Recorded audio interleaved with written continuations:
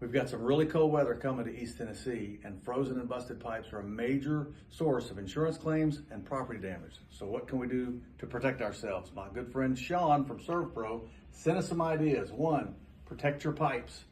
Insulate your pipes. Might be a little late at this point, but if you've got any exposed pipes in a crawl space or an attic, make sure they're insulated.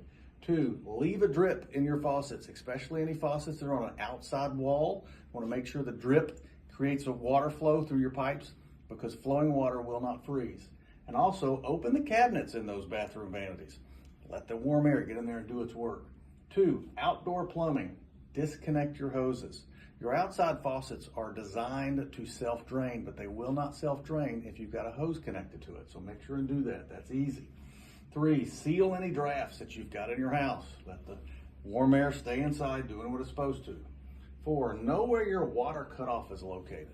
In the event that you do have a frozen pipe, before it thaws and creates a flood in your living room, cut the water off. And then when it thaws out, you have a plumber there to help you.